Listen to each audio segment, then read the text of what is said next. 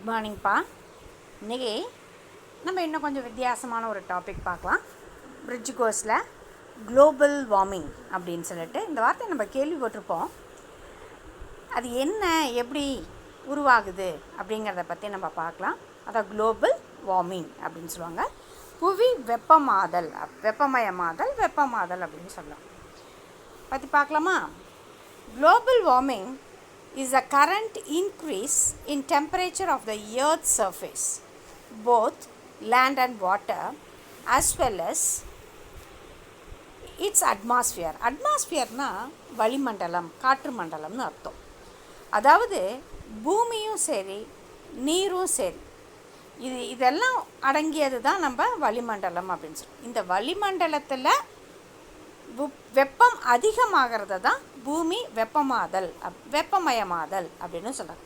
நீரையும் நிலத்திலையும் ஏற்படக்கூடிய அந்த வெப்பநிலை தான் புவி வெப்பமயமாதல் அப்படின்னு சொல்கிறாங்க.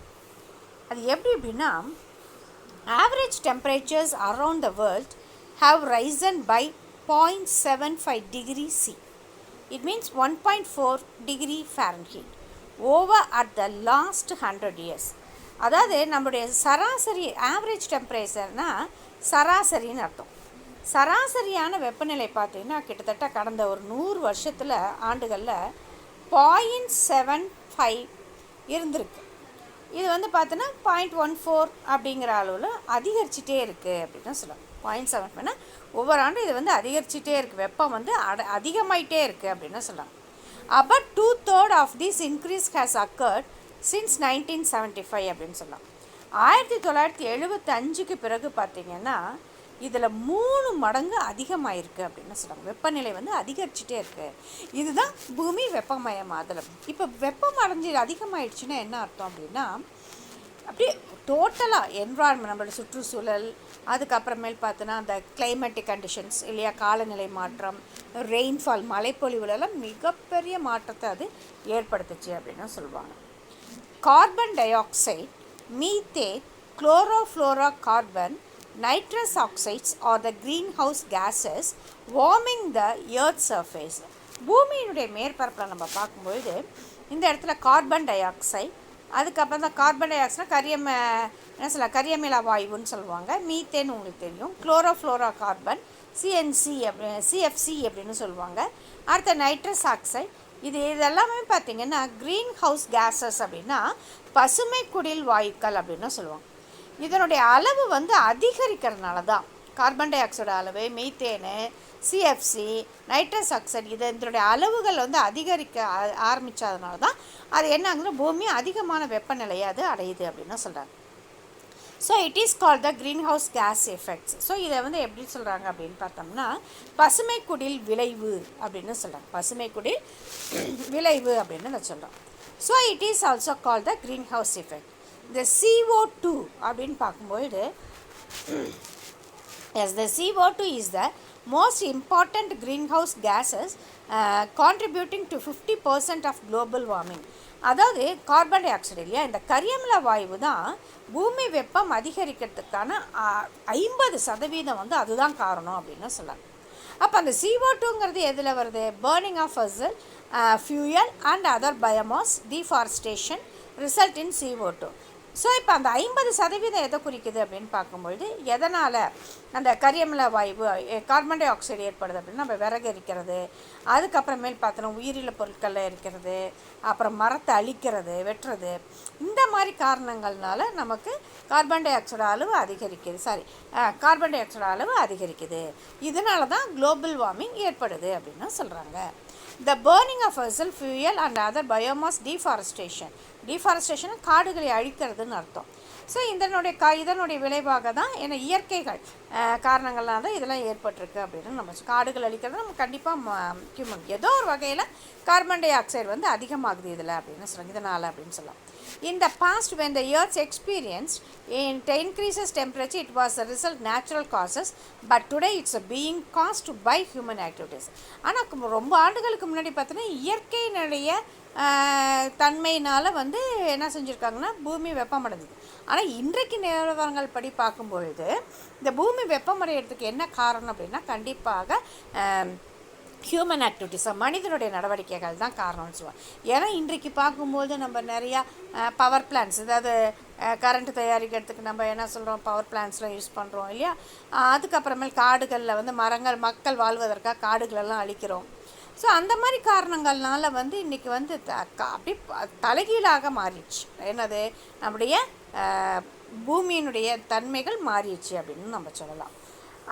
Global warming adversely affects agriculture, horticultural and ecosystem. இந்த பூமி வெப்பமடைகிறதுனால எங்கே எப்படி பாதிப்புகள் ஏற்படுதுன்னா, வேளாண் துறையில், அதுக்கப்புறம் ஹார்டிகல்ச்சரல், தோட்டக்கலை, அப்புறம் சுற்றுச்சூழல் அமைப்புலலாம் பயங்கர மாற்றம் வந்ததுன்னு சொல்லணும். Reduced rainfall. ஸோ அந்த பூமி வெப்பமடைகிறதுனால என்ன ஆகுது, என்னென்ன பாதிப்புகள் நமக்கு ஏற்படுது? ரெடியூஸ்டு ரெயின்ஃபால், மழைப்பொழிவு குறையுது, ஹையர் டெம்பரேச்சர், வெப்பநிலை அளவு அதிகரிக்குது, இன்க்ரீஸ் த பெஸ்ட் வீட் க்ரோத், ஹேம்பர் ஃபார்மிங். அது மட்டும் சுற்றுச்சூழல், பூச்சிக்கொல்லி மருந்துகள், அது பூச்சி தாக்குதல்கள் அதிகமாக வருது, களைக்கொல்லிகள், வீடு களைக்கொல்லிகள் அதிகமாக, களைகள் அதிகமாக வளருது. ஸோ இது மாதிரி தேவையில்லாததெல்லாம் வந்து அதிகமாக விளையுது வேளாண்மையில். அதனால் விவசாயத்தை அதை பாதிக்குதுன்னு சொல்லலாம். Threats to the health arise due to the increase in disease carrying vectors such as mosquitoes, resulting in the malaria, dengue fever and encephalitis and yellow fever. சரி, இப்போ பூமி வெப்பமடையுது, அதனால் நம்முடைய வேளாண் துறை, தோட்டப்பயிர்கள், ஹார்டிகல்ச்சரல், சுற்றுச்சூழல் எல்லாமே பாதிக்குது. எது சொல்லுது? பூமி வெப்பமடையுது, அதாவது மழைப்பொழிவு குறையுது, வெப்பம் அதிகமாகுது, மாதிரி விவசாயத்தில் களைக்கொல்லிகள்லாம் அதிகமாக விளையுதுன்னு அப்படின்னு சொல்லும். அதுக்கப்புறம் என்ன நோய் அது உருவாக்குது அப்படின்னு பார்க்கும்போது மலேரியா, கொசு அதிகமாகுதா, ஸோ மலேரியா அதிகமாகுது. அப்புறம் டெங்கு காய்ச்சல் அதிகமாகுது. என்செபாலிட்டிஸ் அப்படின்னா மூளையில் வீக்கம் ஏற்படுவது, அப்புறம் மஞ்சள் நோய், இது எல்லாமே மஞ்சள் காய்ச்சல், இது எல்லாமே பார்த்தீங்கன்னா இந்த பூமி வெப்பமடைகிறதுக்கு தான் காரணம் அப்படின்னு சொல்லலாம். An increase in the global average surface air temperature such as magnitude will bring about alarming changes in the rainfall patterns and other climatic conditions, resulting in serious ecological disequilibrium. So இப்போ வந்து பூமி வெப்பமடைனா நம்மளுடைய சராசரியான வெப்பநிலைகள் வந்து மாறுது. அதனால் மழையினுடைய தன்மைகளும் அது. இப்போ நம்ம வீட்டிலலாம் தாத்தா பாட்டிலாம் சொல்லுவாங்க, தீபாவளி அந்த ஐப்பசி மாதம், அதெல்லாம் தமிழ் மாதத்துலலாம் பார்த்திங்கன்னா ஐப்பசி, அதாவது நவம்பர் அக்டோபரில் நல்ல மழை பெய்யும் அப்படின்னு சொல்லுவாங்க. அடமழை பெய்யுது அப்படிம்பாங்க. ஐப்பசி மாதத்தில் அடமழை அப்படின்னு சொல்லுவாங்க. அப்புறம் வைகாசி மாதத்தில் பார்த்திங்கன்னா நல்லா காற்றடிக்கும் அப்படின்னு சொல்லுவாங்க இல்லையா.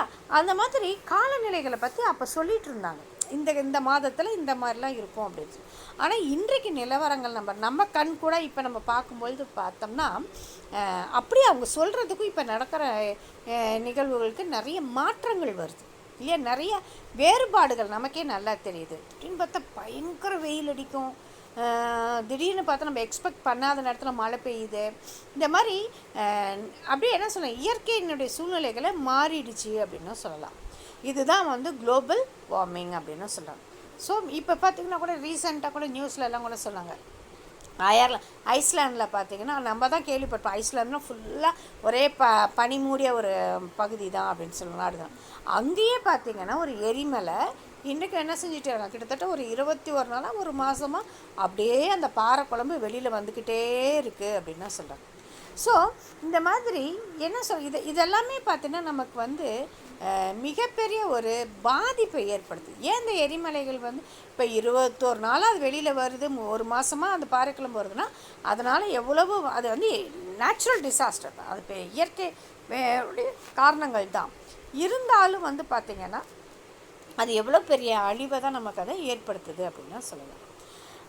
ரைட்டு. ஏன்னா அந்த அளவுக்கு சுற்றுச்சூழல் மக்கள் வாழ முடியாமல் நிறையா வருது. கிளைமேட்டிக் கண்டிஷன்ஸ் வந்து போயிட்டே இருக்குது, மாறிக்கிட்டே இருக்குது அப்படின்னு சொல்லலாம். அதுதான் வந்து இப்போ நான் சொன்னதுக்கு வந்து கிளைமேட் சேஞ்ச் அப்படிங்கிற ஒரு டாப்பிக்கை தான் நம்ம பார்க்க போகிறோம். கிளைமேட் சேஞ்ச் அப்படின்னா காலநிலை மாற்றம் அப்படின்னு சொல்லலாம். The climate change refers to seasonal changes over a long period with respect to growing accumulation of greenhouse gases in atmosphere. Recent studies have shown that human activities since the beginning in the industrial revolution. So காலநிலை மாற்றம் வந்து அதான் காற்று மண்டலம், வளிமண்டலம் என்னப்பா காற்று மண்டலம் அப்படின்னு சொல்லுவாங்க. அதனுடைய அந்த கேஸஸ் வந்து அதிகரிச்சுட்டே போகிறதுனால தான் நம்மளோட பருவநிலைகள் மாறி. நம்மளுடைய சொன்னோம் இல்லையா, நம்மளுடைய பெரியவங்கெல்லாம் சொல்லுவாங்க இல்லையா, இந்த மாதத்தில் மழை பெய்யும், இப்போ காற்றடிக்கும், ஆடி மாதம் வந்து விதை விதைப்பாங்க. அந்த மாதிரி அந்த அந்த ஒவ்வொரு இதுக்கும் ஒவ்வொரு சிறப்பு தன்மைகள் இருக்க தான் செய்யும் இல்லையா, அதெல்லாம் சொல்லுவாங்க. இப்போல்லாம் நம்ம எல்லாம் அப்படின்னா என்ன அப்படிங்கிற மாதிரி தான் இருக்குது இன்றைக்கி நிலவரங்கள் அப்படின்னு சொல்லுவாங்க. ஸோ அதனால் அந்த பருவநிலத்தில் ஏற்படக்கூடிய மாற்றங்கள் தான் காலநிலை மாற்றங்கள் அப்படின்னு நம்ம சொல்லலாம். இது இது வந்து பெரும்பாலும் வந்து பார்த்திங்கன்னா தொழில் புரட்சினால தான் இது அதிகமாகவே ஏற்பட்டிருக்கு அப்படின்னு நம்ம சொல்லலாம். And have contributed to increase in the concentration of the carbon dioxide in the atmosphere by as much as 40%, from about the 280 parts per million in the pre-industrial period to 402 parts per million in 2016, which in turn has led to global warming. So இன்றைக்கி பார்க்கும்போது இந்த கரியமில வாயு carbon di oxide பார்த்தீங்கன்னா தொழில் புரட்சிக்கு முன்னாடி industrial ரெவல்யூஷன்னா தொழில் புரட்சிக்கு முன்னாடி பார்த்திங்கன்னா 280 பர் அப்படிங்கிற அந்த அளவு அந்த மெஷர்மெண்ட்டில் இருந்தது. ஆனால் 2016 பார்த்தா 402 அது அதிகரிச்சு கிட்டத்தட்ட பர்சன்டேஜில் வந்து பார்த்தீங்கன்னா 40% வந்து அது இன்க்ரீஸ் ஆகிருக்கு அப்படின்னு சொல்கிறாங்க. Several parts of the world have already experienced the warming of the coastal waters, high temperatures and marked change in the rainfall patterns and increase the intensity and frequency of storms. Sea levels and temperatures are expected to be rising. So இப்போ என்ன, அது காலநிலைகள் மாறுது, வெப்பங்கள் அதிகரிக்குது. So அதிகமான வெப்பநிலைகள் வந்து பார்த்திங்கன்னா அந்த பனிமூரிய polar ரீஜன்ஸ்லாம் சொல்லக்கூடிய துருவ பகுதிகளில் கூட என்ன அப்போல்லாம் சொல்லுவாங்க, ஒரு ஆண்டுக்கு வந்து கிட்டத்தட்ட 10 மாதங்கள் வந்து போலார் ரீஜன் பனி பகுதிகளில் பார்க்கும்போது ஒரு ஐஸ் கட்டியாக இருக்குமா. ஆனால் இன்றைக்கு அந்த குளோபல் வார்மிங்னால் அது அப்படியே அந்த ஐஸ் கட்டி உருகி என்ன செஞ்சிட்ருக்கு, அப்படியே உருகிக்கிட்டே இருக்குது அப்படின்னு சொல்லுவாங்க. இதனால் என்ன ஆகுது அப்படின்னா லேண்ட் லெவலை விட சீ லெவல் கடல் மட்டம் வந்து உயர்ந்து காணப்படுகிறது அப்படின்னு சொல்கிறாங்க. எஸ், இன்றைக்கி புயல் அதோடைய தன்மைகள் மாறி இருக்குது அப்படின்னு சொல்கிறோம். ஸோ கடல் மட்டம் வெப்பம் அதிகரிக்கிறதுனால கடலுடைய மட்டமும் அதிகரிக்குது அப்படின்னு சொல்கிறாங்க. அடுத்து நம்ம பார்க்கக்கூடியது ஆசிட் ரெயின், அமில மழை அப்படின்னு சொல்லுவாங்க. As the rain is one of the most consequences of air pollution, காற்று மாசடைவதை தான் அமில மழைக்கு காரணம் அப்படின்னு சொல்லுவாங்க. It occurs when emissions from factories, இந்த காற்று எப்படி பொல்யூட் ஆகுது அப்படின்னா அதாவது தொழிற்சாலைகள்லேருந்து வரக்கூடிய புகைகள் அண்டு கார் நம்ம வாகனங்கள் யூஸ் பண்ணுறோம் இல்லையா, அதுலேருந்து வரக்கூடியது. ஹீட்டிங் பாய்லர்ஸ்னால் அந்த கொதிப்பான்கள்னு சொல்லுவாங்க, பாய்லர் இதெல்லாம் வரக்கூடிய புகைகள்னால தான் என்னது பார்த்தீங்கன்னா காற்று மாசடைகிறது அப்படின்னு சொல்லுவாங்க. Then with the water in the atmosphere, these emissions contain nitrogen oxide. இதெல்லாம் வந்து வெளியில் வரதுனால nitrogen oxide, sulfur dioxide, sulfur trioxide, which when mixed with water becomes sulfurous acid, nitric acid and sulfuric acid. This process also occurs by nature through the volcanic eruption. It can have harmful effects on plants, aquatic animals and infrastructure. So இப்போ பார்த்திங்கன்னா sulphur di oxide, sulphur trioxide இதெல்லாமே தண்ணியில் கலக்கும்போது sulphurous, nitrous இந்த மாதிரி sulphuric அமிலமாக இது மாறிடுது. So அப்போ வந்து பார்த்திங்கன்னா அந்த எரிமலை வெடித்து செதம்போது கண்டிப்பாக அந்த பாறை குழம்பு வெளியில் வரும்போது கண்டிப்பாக அங்கே இருக்கக்கூடிய மக்களாக இருக்கட்டும், இயற்கை சூழ்நிலைகள் நீர் வாழக்கூடிய உயிரினங்கள் இது எல்லாமே பாதிக்குது அப்படின்னு சொல்கிறாங்க. சரியா, இதுதான் வந்து மிக முக்கியமான நம்ம இதெல்லாம் நம்ம என்னடா எக்கனாமிக்ஸில் இதெல்லாம் இருக்கா அப்படின்னு யோசிச்சு கண்டிப்பாக இதெல்லாம் படிக்கணும் நம்ம. ஏன்னா சுற்றுச்சூழல்களை பற்றியும் படிப்பதிலும் கண்டிப்பாக எக்கனாமிக்ஸில் ஒரு மிக முக்கியமான ஒரு விஷயம்தான். அடுத்த டாப்பிக்கோடு நம்ம அடுத்த கிளாஸில் பார்க்கலாம். தேங்க்யூ.